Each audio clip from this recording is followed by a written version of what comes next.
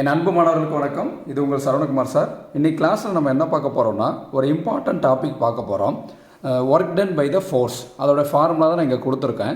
Work done எப்படி கண்டுபிடிக்கணும்னா F vector dot D vector. இதில் வந்து எஃப் வெக்டருங்கிறது என்னென்னு கேட்டிங்கன்னா ஃபோர்ஸ். எஃப் வெக்டருங்கிறது ஃபோர்ஸ், டி வெக்டருங்கிறது டிஸ்பிளேஸ்மெண்ட். இப்போ ஃபோர்ஸ் இன்ட்டு டிஸ்பிளேஸ்மெண்ட். இந்த வெக்டர் அல்ஜிப்ராவில் ரொம்ப கேர்ஃபுல்லாக இருக்கணும். இது வந்து டாட் ப்ராடக்ட், ரெண்டு ப்ராடக்ட் இருக்குது, dot product and cross product. நம்ம இங்கே யூஸ் பண்ணுறது வந்து பார்த்திங்கன்னா ஒர்க் டன் பை த ஃபோர்ஸில் வந்து நம்ம டாட் ப்ராடக்ட் யூஸ் பண்ணுறோம். F vector dot D vector. F வெக்டருங்கிறது ஃபோர்ஸு, டி வெக்டருங்கிறது டிஸ்பிளேஸ்மெண்ட். இப்போது கொஸ்டின்ஸில் வந்து நிறைய ஃபோர்ஸ்னால் ஒன்று, ஃபோர்ஸஸ் அப்படின்னு கொடுத்துருந்தாங்கன்னா விசைகள் நிறைய இருக்குதுன்னு வைங்களேன். இப்போ ஒரு 3 ஃபோர்ஸஸ் கொடுக்குறாங்கன்னு வைங்களேன்.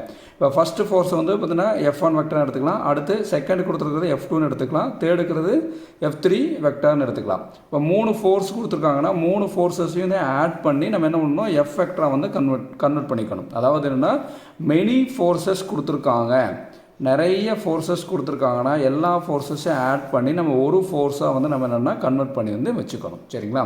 இப்போ டி வெக்டருங்கிறது என்ன சொன்னோம், டிஸ்பிளேஸ்மெண்ட்னு சொன்னோம். டி வெக்டர் வந்து டைரெக்டாக ஃபோர்ஸு தெரியும், டிஸ்பிளேஸ்மெண்ட்டு தெரியும்னா எஃப் வெக்டரையும் பதிலாக சப்ஸ்டியூட் பண்ணலாம்.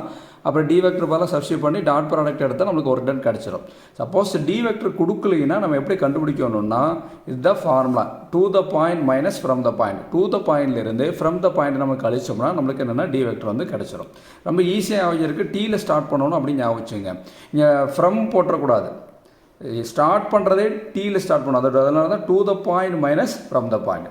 இப்போ வந்து பார்த்திங்கன்னா எஃப் வெக்டருக்கும் டி வெக்டருக்கும் டாட் ப்ராடக்ட் எடுத்தால் அதோடைய ஆன்சர் என்ன ஃபார்மெட்டில் வரும்னா நம்பர் ஃபார்மெட்டில் தான் வரும். ஐஜேகே போட்டு எழுதக்கூடாது. அதுக்காக தான் இந்த ஹிண்ட் நான் கொடுத்துருக்கேன்.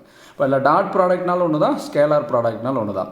அப்போ ஒர்க் டன் கேட்டாவே என்னென்னா, ஒர்க் டன்னா W = F vector dot D vector. இதுதான் வந்து ஒர்க் டன்னுடைய ஃபார்முலா. Wங்கிறது ஒர்க் டன், அதான் ஷார்ட் ஃபார்மாக நான் W எழுதியிருக்கேன். சரிங்களா? இப்போ ஒரு ப்ராப்ளம் பார்க்கலாங்களா? இப்போ find the work done by the force. இதில் என்ன கேட்டிருக்காங்க பாருங்கள், ஒர்க் டன் கண்டுபிடிக்க சொல்லியிருக்கிறாங்க. இதில் பாருங்க ஃபோர்ஸ்ன்னு கொடுத்துட்டாங்க பார்த்தீங்களா? இப்போ ஃபோர்ஸுக்கு பக்கத்தில் இருக்கிறத எஃப் வெக்டர். இப்போ நம்ம எப்படி கிவன் எழுதலாம், கிவன் பட்டு இங்கே ஃபோர்ஸ்ன்னு கொடுத்துருக்காங்க பார்த்தீங்களா, இதுதான் எஃப் வெக்டர். அப்போ எஃப் வெக்டார் = 3i வெக்டார், இங்கே இருக்குது பாருங்கள், 3i vector plus 5j vector plus 7k vector. இது F vector. when the displacement is 2i minus j plus k. அப்போ டிஸ்பிளேஸ்மெண்ட்னா நம்ம என்னென்னா டி வெக்டார்னு எடுத்துக்கலாம். அப்போ D vector = 2i vector minus J vector plus K vector. நம்மளுக்கு என்ன கேட்டிருக்கிறாங்க, ஒர்க் டன் கேட்டிருக்கிறாங்க.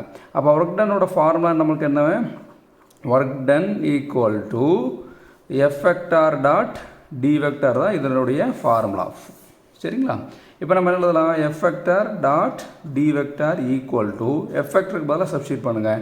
எஃப் வெக்டருக்கு பதிலாக நம்மளுக்கு என்ன இருக்குது, 3i plus 5j plus 7k. F வெக்டருக்கு பதிலாக சப்ஸ்டியூட் பண்ணிடுறோம். இங்கே டாட் ப்ராடக்ட் இருக்கனால டாட். டி வெக்டருக்கு பதிலாக என்ன கொடுத்துருக்காங்க பாருங்கள், 2i minus J plus K.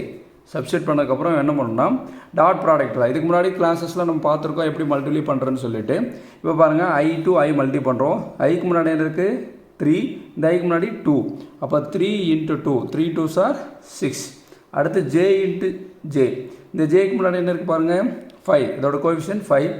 இந்த ஜேயோட கோஎஃபிஷியன்ட் என்ன, -1. இங்கே மைனஸ் கொடுத்ததுனால -1. அப்போ 5 × -1, அப்போ -5.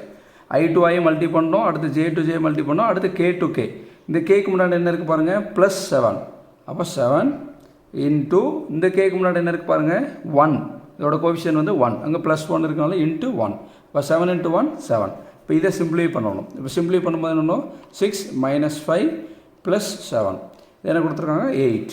அப்போ ஒர்க் டன் கண்டுபிடிச்சிட்டோம். எஃப் வெக்டர் டாட் டி வெக்டரோட ஆன்சர் என்ன, 8. சரிங்களா?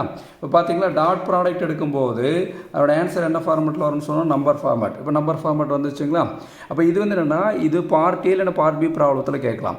பார்ட் சி ப்ராப்ளத்தில் கேட்கும்போது நமக்கு என்ன கொடுப்பாங்கன்னா, நிறைய ஃபோர்ஸஸ் கொடுப்பாங்க.